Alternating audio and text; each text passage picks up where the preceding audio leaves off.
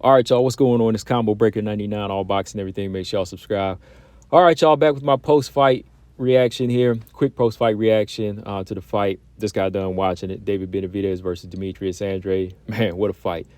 Well, what a beatdown, man. I mean, first off, the fight was looking a little bit competitive. You know, it looked like Andrade was kind of settling into his style and his skill sets here. But it only takes a few rounds, man. It only takes a few rounds for Benevidez to get going.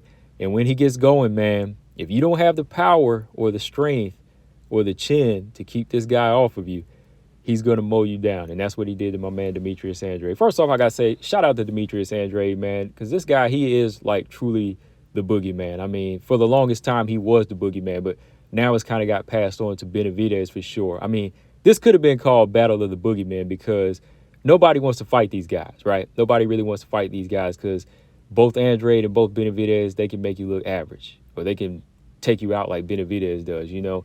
And for Andrade, it's been a long road, man. I've been following him his whole career, you know, almost a decade, all the way back when he was at 154. I used to tell my man, like, yo, be on the lookout for Boo Boo. This guy's going to be doing big things. He's going to be unified, undisputed, all of that. But somewhere along the road, you know, he just couldn't get the fights. You know, he kept going under the radar. You know, he was able to get a couple of belts here and there, but he would usually win like a vacant belt, defend the belt, and that was it. Like, he could never get any of the world champions into the ring. You know, he could never get the Golovkins, who Golovkin said he would fight him, but never did.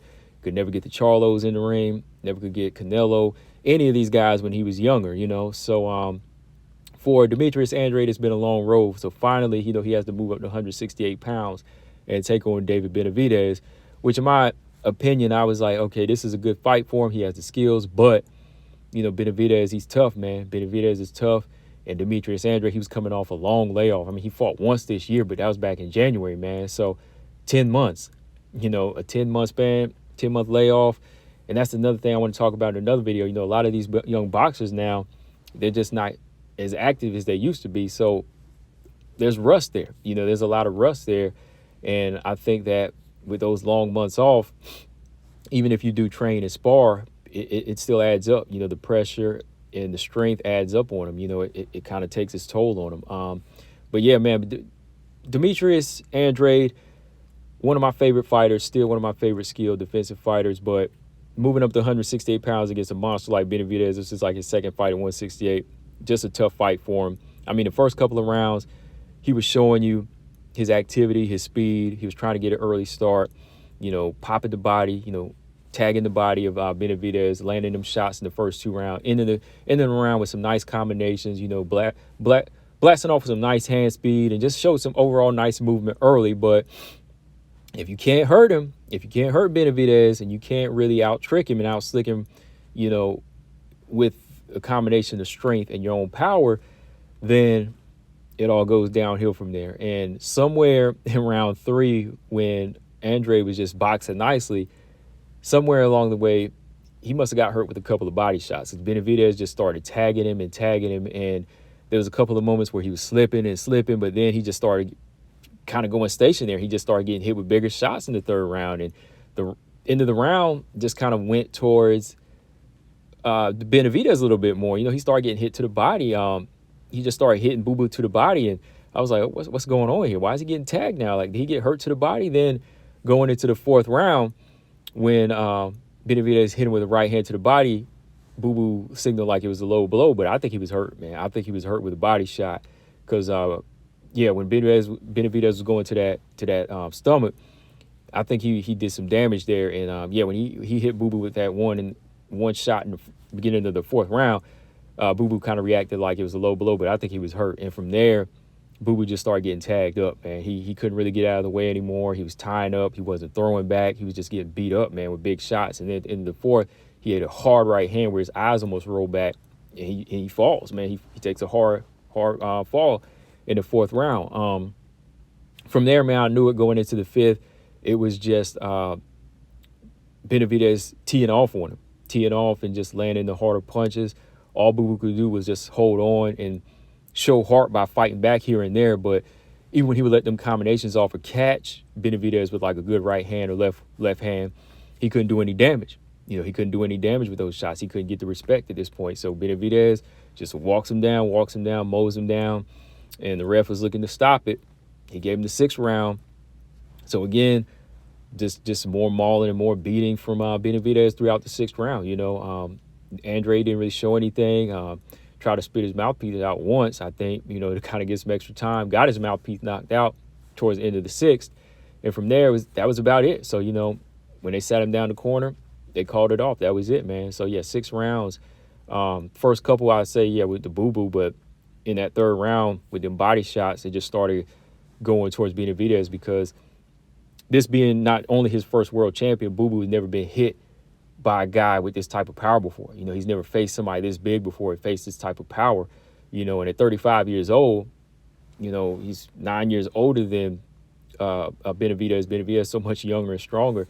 He was just hammering away. He couldn't take that type of power, So, yeah, man, solid win for Benevidaz. I kind of look at Benevidaz now as like the George Foreman of 168, man, because he'll just walk you down.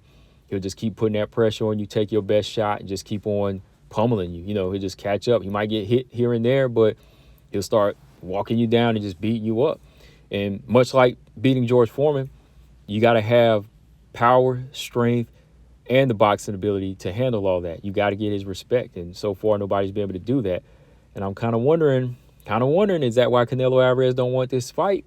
I'm just saying, man, Canelo, yeah, he's a good boxer and all, but again, when you put his type of style, which Canelo's not really a fleet-footed guy, he's a flat-footed guy. He's more stationary for a guy with long, big punches like Benevidaz. I don't know if he wants this type of fight. I don't know if Canelo really wants this type of fight with Benevidaz, because he can't really move his head. He's more, well, he moves his head. He's more of a slick upper body movement guy, but he can't really get out of the way with his feet. So when you put these two type of styles together, it's going to be more of a war. And I don't know if he can withstand somebody that looks like they need to be a light heavyweight or cruiserweight in Benevidaz, So, yeah, next for Benevidaz, he's the interim champion. I think he deserves a shot at Canelo. Canelo needs to give it to him. I kind of lean towards Benevidaz just off of the size and style. But you never know until it happens. So, hey, give him the shot, man. But, yeah, shout out to my man Demetrius Andrade. I don't know, man. Maybe if he goes back down to 160, I think he can be successful. But at 35 years old, I think part of that has taken its toll. But at 160, I think he does have a better chance as far as what he can do. He's not going to be fighting somebody too much bigger than him. He still has a good defensive style that could get him through a lot of the better fights. Maybe he can still get like a Golovkin fight, or maybe him and Jamal Charlo, they can fight somewhere down the line in 2024. Who knows, right?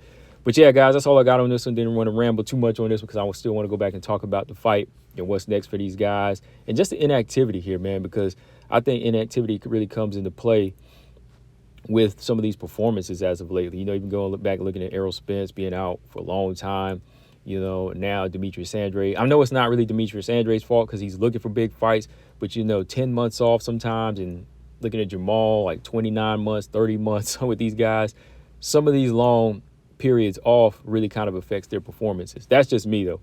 What do y'all think? But what did y'all think of the fight, guys? Still got a couple of more videos to do. I want to talk about some of these other fights, all boxing and everything. Make sure y'all subscribe. I'm out. Peace.